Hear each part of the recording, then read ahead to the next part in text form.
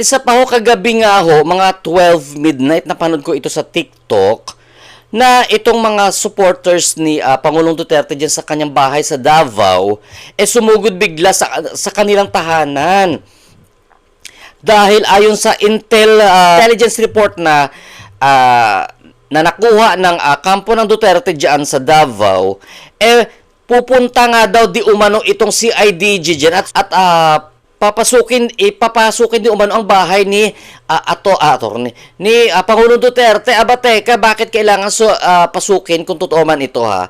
Bakit kailangan pasukin? Ba't gustong pasukin ng CIDG ang tahanan ni Pangulong Duterte? Yan ba may inilabas na kautusan galing sa isang judge na para mag-conduct ng search diyan sa kanyang tahanan?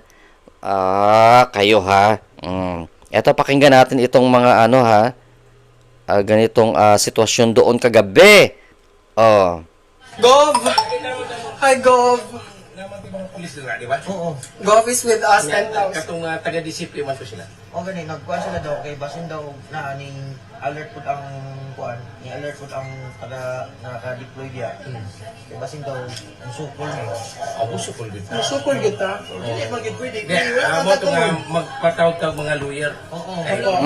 Gov, any messages po for the 10,000 people watching?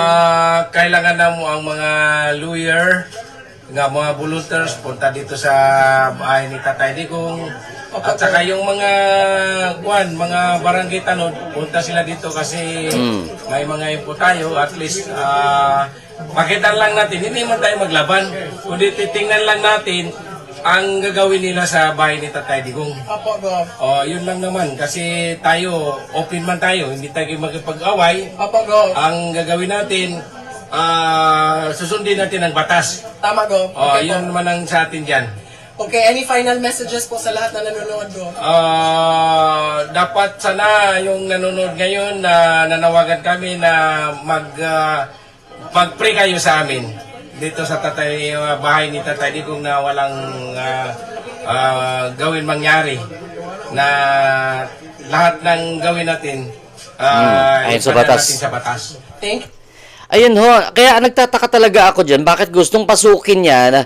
May mga intel report sila na di umano ay may lulusob at papasok dyan sa bahay ni Pangulong Duterte dyan sa Davao City, no?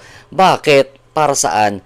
Maliban na lang kung may inilabas ang korte na search warrant para magkaroon sila ng legitimate operation na pasukin ang bahay. Bakit? Ano ba yan? Para masyado na tayong neto. Kung totoo nga yun ha. That is allegedly.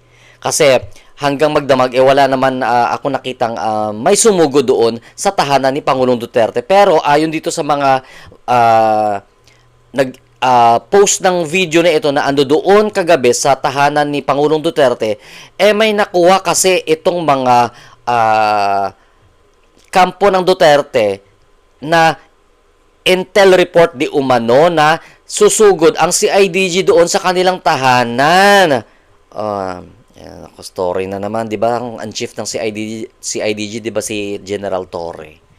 Bakit kasi susugurin ninyo? Ito ulitin natin na maliban na lang ho, pwedeng sugurin ng CIDG yan kung may ibinaba na kautusan galing sa korte na sila ay binibigyan ng karapatan ang CIDG or sino man na magsagawa ng search diyan sa bahay o tahanan ni Pangulong Duterte. Hindi ho pwedeng pulis lang or kung sino-sino lang ang gusto pumasok sa tahanan mo na walang bit-bit na search warrant. Ayan ho ang nakalagay sa batas natin ha. Kaya tandaan nyo, kapag may pumasok kapag may gustong pumasok sa bahay ninyo at gustong lugugin ang bahay ninyo, hanapan ninyo ng search warrant. Kapag wala silang search warrant na ipakita, huwag nyong papasukin ang mga ganyang mga tao kasi nga ang tangi hong nagbibigay ng search warrant na yan ay ang judge ng korte.